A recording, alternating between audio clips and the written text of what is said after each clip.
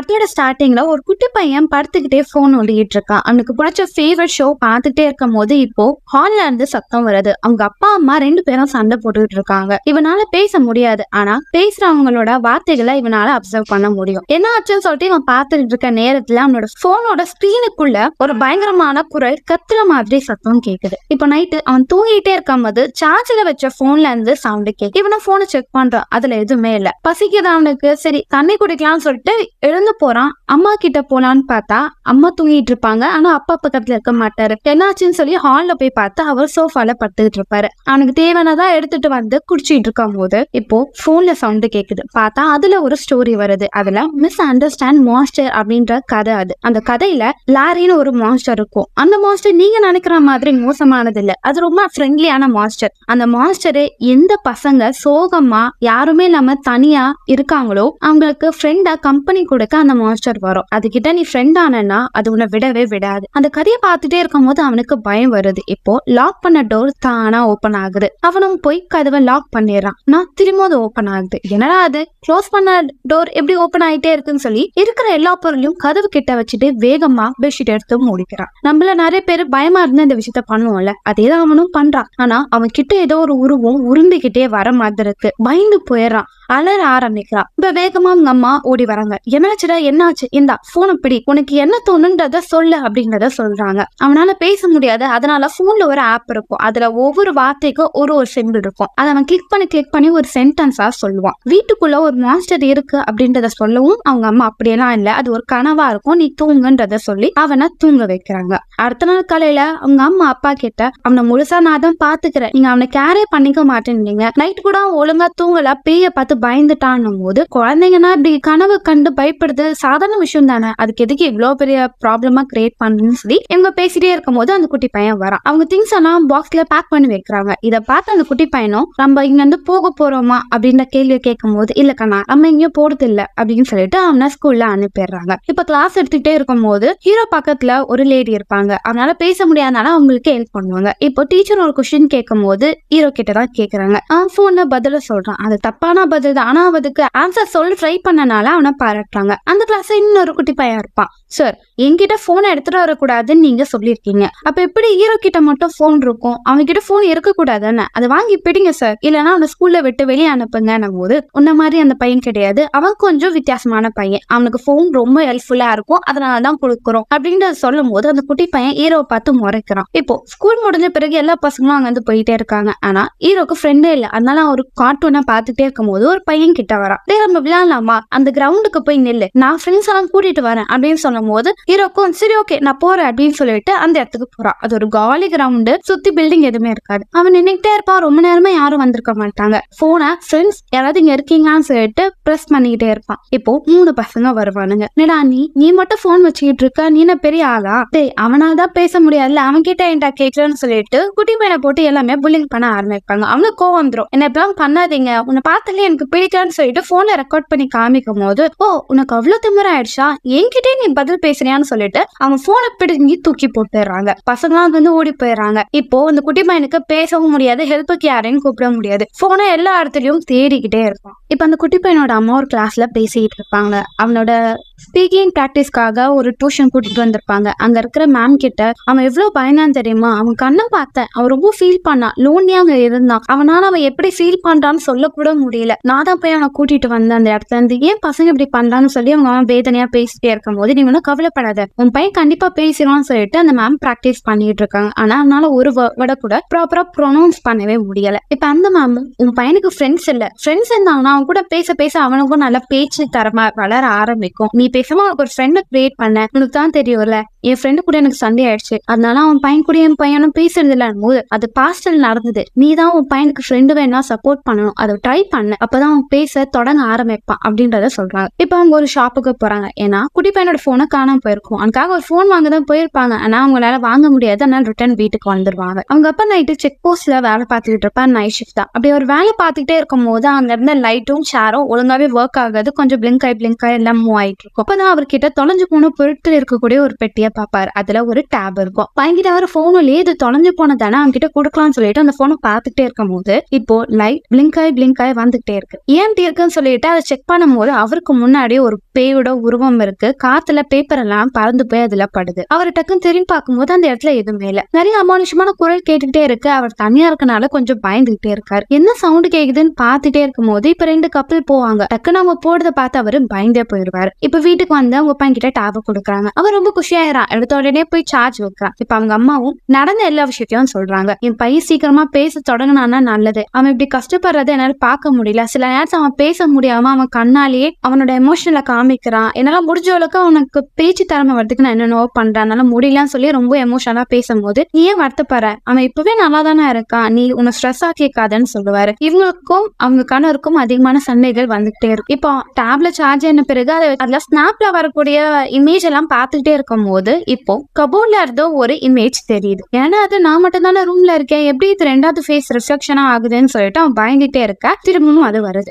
பயந்து போயிடுறான். கபோர்ட லாக் பண்ணிடுறான். இப்ப சண்டை பெரிய அளவுல போன பிறகு அவங்க அப்பா வீட்டை விட்டு தனியா போயிறதுக்காக திங்ஸ் எல்லாம் எடுத்து போயிருவாங்க. அவன் நைட்டு தூங்கிட்டு இருப்பான். காலை எழுந்த உடனே வீட்டுல அப்பா அதை பார்த்தவன் அப்பா எங்க போயிருக்காங்கன்னு சொல்லிட்டு ஒரு ஆடியோவை ரெடி பண்ணி அவங்க அம்மா ஒரு வெயிட் பண்ணுவான்னு இருப்பான். ஆனா அவங்க அம்மா இல்லாமலே ஆடியோல ஆமா அப்பா வீட்டை விட்டு போயிட்டாங்க, நான் உன்னோட ஃப்ரெண்டு அப்படின்னு சொல்லிட்டு ஒரு குரல் வருது. பயந்து போயிடுறான். யாரு நீ அப்படின்னு சொல்லி கேட்கும் போது என் பேரு லாரி அப்படின்ற பதில் வருது. இவருக்கு பயம் வந்துருது. நம்ம அந்த கதையில படிச்ச லாரின்ற பேய் வந்துருச்சான்னு சொல்லிட்டு ஒண்ணுமே சொல்ல முடியாம திணறிட்டு இருக்கவும் அவங்க அம்மா வராங்க. இன்னைக்கு நைட்டு உன் ஃப்ரெண்ட்ஸ் எல்லாம் வராங்க, நீ ஜாலியா என்ஜாய் பண்ணலாம். ஆல்ரெடி எனக்கும் என்னோட ஃப்ரெண்டுக்கும் சண்டை இருந்துச்சு, இப்ப அந்த சண்டை எல்லாம் முடிஞ்சிருச்சு, அவங்க பசங்களை கூட்டிட்டு வருவாங்க, உனக்கு புது ஃப்ரெண்டு கிடைக்க போறாங்கன்னும் போது சைலண்டா இருப்பான். எனக்கு தெரியும் அப்பா வீட்டுல அதை பார்த்து நீ அப்செட்டா இருக்கேன்னு, பட் இதுக்கடுத்த நீயும் நானும் இருப்போம், உன்னை எப்பவுமே நான் தனியா விட மாட்டேன், அம்மா கூட கம்பெனிக்கு இருக்கேன், அப்பா போனதுக்கான காரணத்தை நான் சொல்றேன், நீ பொறுமையா கேளுன்னும் போதே அவன் பயந்துட்டு டேப் எடுத்துட்டு கீழே இருக்க பேஸ்மெண்ட்ல வச்சுட்டு மேல ஓடி போயிடறான். அப்பா அதனால கோச்சுட்டு அவன் போறான்னு சொல்லிட்டு அவங்க அம்மா விட்டுறாங்க. நைட்டு அவனோட ஃப்ரெண்ட்ஸ் வராங்க.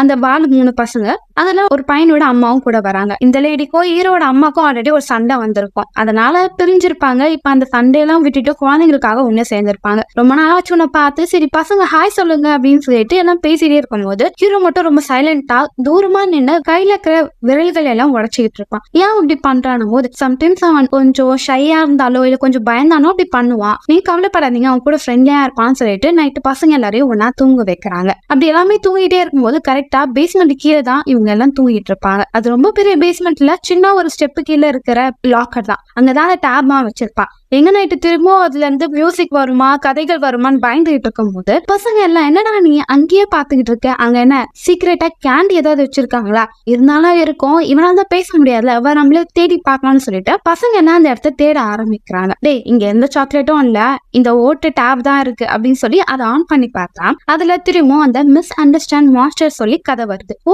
இந்த கதையை தான் நீ டெய்லி படிப்பியான்னு சொல்லிட்டு பசங்க படிக்க ஆரம்பிக்கும் போது ஹீரோவும் இல்ல படிக்காதீங்க அப்படின்னு சொல்லி புடுங்க பார்ப்பான். டேய் தல்றா, நான் இந்த கதையை படிக்கதான் போறேன் அப்படின்னு சொல்லிட்டு அங்க இருந்து ஒரு சின்ன பையனும் அந்த கதையை ஒவ்வொன்னா படிக்க அங்க இருந்த லைட் எல்லாமே விட்டு விட்டு எரிய ஆரம்பிக்குது. இதனால அந்த பையனும் ஹீரோ கிட்ட என்னடா உங்க அம்மா கரண்ட் பில்ல கட்டலையா, லைட் எல்லாம் இவ்வளவு விட்டு விட்டு எரியுது அப்படின்னு சொல்லி முழு கதையும் படிச்சிடறான். அந்த முழு கதையை படிக்கும் போது அந்த இடமே இருட்டாயிடுது. ஒரு பயங்கரமான குரல் எல்லாம் கேட்டுக்கிட்டு இருக்கு.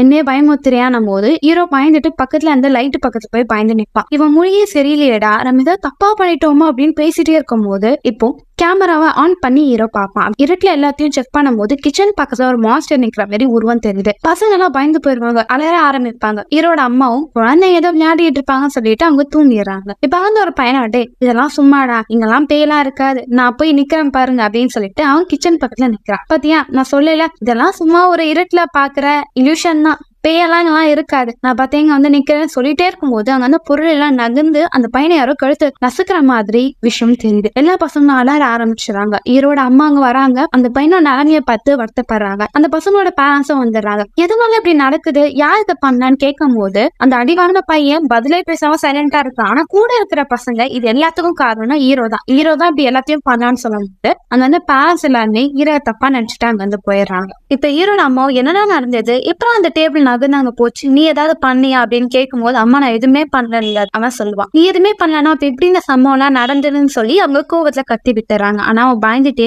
ஒரு பாட்டோட மியூசிக் மட்டும் வாயில கொடுத்துட்டே இருப்பான். என்ன மன்னிச்சிரு, நீ பயந்துட்டு இருக்கேன்னு எனக்கு தெரியும், ஆனா புரிஞ்சுக்கோ, நீயும் நானும் இப்ப சந்தோஷமா இல்ல, உனக்கு ஃப்ரெண்ட்ஸ் கிடைச்சா நீ ஹாப்பியா இருப்பேன் அம்மா இதெல்லாம் பண்ற, ஆனா நான் உன்னை அதிகமா ஃபோர்ஸ் பண்றேன்னு நினைக்கிறேன், நீ ஒன்னும் கவலைப்படாத, உனக்கு ஃப்ரெண்ட்ஸ் கிடைப்பாங்க, நம்ம இதை பொறுமையாவே பண்ண ஆரம்பிக்கலாம் அப்படின்றத அவங்க சொல்றாங்க. இப்ப ஹீரோவும் கிளாஸ்க்கு போறான். அடிப்பட்ட அந்த பையன் மட்டும் எல்லாம் கிளாஸ்க்கு வந்திருக்கவே மாட்டாங்க. மத்த பசங்கன்னா ஹீரோ பார்த்து பயப்பட ஆரம்பிப்பாங்க. இப்ப அவங்க அம்மாவும் பீஸ்ஃபுல்லா அந்த லைட் எல்லாமே சேஞ்ச் பண்ணணும்னு சொல்லி அதை பார்த்துட்டே இருக்கும் போது டேப்ல இந்த ஸ்டோரி வரும். ஆனா அவங்க அதை பார்க்காம க்ளோஸ் பண்ணிடுவாங்க. அப்படி லைட் எல்லாம் பார்த்துட்டே இருக்கும்போது அந்த டேப் அவங்க பக்கத்துல வருது. ஏன்னா இது ஏன் பக்கத்துல இருக்கு அப்படின்னு சொல்லிட்டு அவங்க பயந்துட்டு பக்கத்துல இருக்கிற லைட் எல்லாம் மாத்திட்டே இருக்கும் போது இப்ப ஹாலுக்கு வந்து பாக்குறாங்க. பியூஸ் போன எல்லா லைட்டுமே மாத்தி வச்சிருப்பாங்க யாரோ. ஒருவேளை யாராவது வீட்டுக்குள்ள இருக்காங்களோ, தன்னோட கணவர் வந்திருப்பாங்கன்னு சொல்லி பேரை கூப்பிடுறாங்க. ஆனா யாருமே அங்க இருக்க மாட்டாங்க. இப்போ கொஞ்சம் கொஞ்சமா யாரோ முணுமுணுக்கிற சத்தம் கேக்குது. பயந்து போன கத்தி எடுத்துட்டு யாரா வீட்டுல இருக்கீங்கன்னு சொல்லிட்டு எல்லா இடத்தையும் போய் பார்த்தா டேப்ல என்ன சத்தம் வருது. என்ன இது யாரு டவுன்லோட் பண்ணான்னு சொல்லி அந்த ஸ்டோரியா அவங்க பாக்குறாங்க. அதுல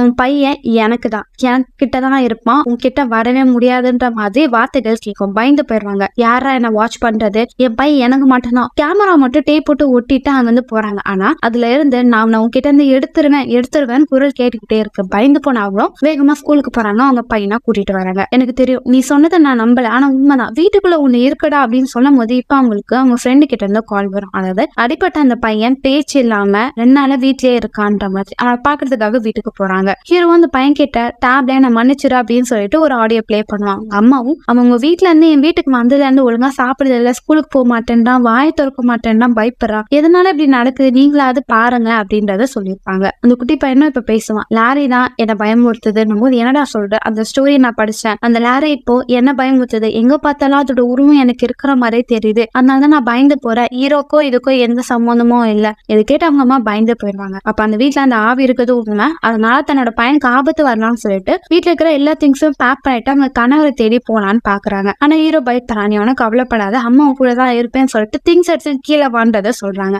எல்லா திங்ஸும் பேக் பண்ணிட்டு போகும்போது இப்போ ஒரு ஹால்ல இருந்து லைட் விட்டு எரியும். என்னவா இருக்கும்னு போய் பார்த்தா அதே டேப் அந்த கதைகள் இருக்கு. பயந்து போயிடலாம். அது வேற ஒரு இடத்துல கூட்டிட்டு போகுது. அந்த இடத்துல இவனோட பெட்டு கீழே அந்த பேய் வா கிட்ட வா அப்படின்றத சொல்லும். இவன் பயந்துட்டே இருப்பா. இப்ப டக்குன்னு அவங்க அம்மா இங்க வரக்கூடாது, இங்க வந்து போகணும் வா அப்படின்னு சொல்லிட்டு அவங்க கணவர் கிட்ட கூட்டிட்டு போயிடுறாங்க. நடந்து எல்லா விஷயத்தையும் அவங்க கணவர் கிட்ட சொல்லும் போது என்ன பார்க்கதானே இங்க வந்த, எதுக்கு இவ்வளவு பெரிய பொய் சொல்றேன் போது உன்னை பார்க்கணும்லாம் இங்க வரல, இதான் உண்மை. அந்த கதையை படிச்ச பிறகு லைட் எல்லாம் விட்டு எரிஞ்சது. நான் அந்த உருவத்தை பார்த்தேன், அதனால நம்ம பையனுக்கு ஆபத்து வரலாம், நான் சொல்றது நம்பலன்னா நம்ம பையன்கிட்டே கேளுங்க அப்படின்னும் போது அவனும் மாமா வீட்டுக்குள்ள ஒண்ணு இருக்கு அப்படின்றத சொல்லுவான். எனக்கு தெரிஞ்சு நீ ஒழுங்கா தூங்கல, பையனோட பிரச்சனையே நினைச்சு நீ டிப்ரெஷனா இருக்க, நீ என்ன பண்ணு, இன்னைக்கு ஒரு நாள் நல்லா தூங்கு, நைட் ஷிஃப்ட் போகும்போது அவனை என் கூடயே கூட்டிட்டு போயிடான், அவன் என் கூடயே இருக்கட்டும் அப்படின்றத அவங்க சொல்லுவாங்க. இப்போ நைட் அவர் டியூட்டிக்கு அவங்க பையனையும் கூட கூட்டிட்டு போவாங்க. அவங்க அவங்க அப்பா கூட இருக்கும்போது ரொம்ப ஹாப்பியா இருக்கும். ஸோ அவர் ஜாலியா பேசிக்கிட்டே இருக்கும்போது இப்ப அந்த குட்டி பையனை அவங்க கிட்ட டாய்ஸ் எடுக்கும் போது அவங்க கிட்ட அந்த டேப் இருக்கும். அதை அவங்க அப்பா பார்த்துருவாரு. அதை ஆன் பண்ணி பார்த்தா அந்த ஸ்டோரி இருக்கும். ஸ்டோரி அவர் எடுத்து படிக்கும் போது அந்த குட்டி பையனை இல்லப்பா படிக்காதீங்கன்னு சொல்லி தடுக்க பார்ப்பான். இப்போ லைட்டு விட்டு எரிய ஆரம்பிக்கும். சரி நான் ரிப்பேர் பண்ணேன்னு சொல்லி சில பொருட்களை எடுத்து வந்து லைட்டை சரி பண்ணிக்கிட்டே இருக்கும்போது அவங்க கிட்ட ஒரு சின்ன மிஷின் இருக்கும். அதுல நம்ம கிட்ட வரவங்களுக்கும் நமக்கு எவ்வளவு டிஸ்டன்ஸ் இருக்குன்னு அதுல பார்க்க முடியும். அதை வச்சு அவன் பார்த்துட்டே போகும்போது இப்ப சடனா அவங்க கிட்ட ஏதோ ஒண்ணு வேகமா வந்துகிட்டு இருக்கு. ஆனா கண்ணுக்கு தெரியல. அந்த டீமனா தான் இருப்பான்னு சொல்லிட்டு அவன் பார்த்து பயந்துட்டே இருப்பா. இப்போ அவங்க கிட்ட ஒரு பொம்மை இருக்கும். அந்த பொம்மையை வச்சு அதை அடிக்கும் போது டக்குனு கிட்ட ஒருத்தவங்க இருந்தா அவங்க மேல படுற மாதிரியே தெரியும். இப்ப அவங்க அப்பவும் வெளியெல்லாம் விளையாடக்கூடாது, இந்த இடம் டேஞ்சர், காரை ஏதாவது வர வாய்ப்பு இருக்குன்னு சொல்லி உள்ள கூட்டிட்டு வராங்க. அவன் பயந்துட்டே இருக்கான். இப்போ கேமரா ஆன் பண்ணி எல்லா பக்கமும் பார்த்துட்டு இருக்கான். ஏன் பயப்படுற, இங்கெல்லாம் எதுவுமே இருக்காது, வேணா கூட நான் பாக்குன்னு சொல்லிட்டு அவர் கேமரால பார்த்துட்டே இருக்கும் போது அந்த பேய் குட்டி பையனை கழுத்தை பிடிச்சி அப்படி மேல தூக்கிட்டு இருப்போம். இவர் கண்ணால இருக்க ரிஃப்ளெக்ஷன் பார்த்து பயந்து போய் அவங்க பையனை தூக்கிட்டு வேகமா வீட்டுக்கு வந்துடுறாரு. நடந்த எல்லா விஷயத்தையும் அவங்க மனைவி கிட்ட சொல்லும் போது நான் தான் சொன்னேன்ல, அந்த பேய் நம்ம பையனை தான் எடுத்துக்க பாக்குது அப்படின்னும் போது அவங்க அப்பா அந்த கதையில நான் பார்த்தேன், ஃப்ரெண்டே இல்லாத பையன் கூட தான் லாரின்ற பேய் இருக்கும், ஆனா நம்ம பையனுக்கு தான் ஃப்ரெண்ட் இருந்தாங்களே அப்படின்னும் போது இருந்தாங்க, ஆனா அந்த பையனை அடிச்ச பிறகு சண்டையை பிரிஞ்சுட்டாங்க. இப்போ அவன் லோன்லியா இருக்கனால அதை அட்டாக் பண்ண வருது, என்ன ஆனாலும் பரவாயில்ல, என் பையனை அதை அட்டாக் பண்ண நான் விடவே மாட்டேன்றத அவங்க அம்மா சொல்றாங்க. இப்ப அந்த குட்டி பையன் ஒரு டிராயிங்கா வரையறான். அதெல்லாம் ஒரு பேப்பர்ல அந்த டீமனையும் 2வது பேப்பர்ல அவனோட இமேஜா வரையறான். இப்போ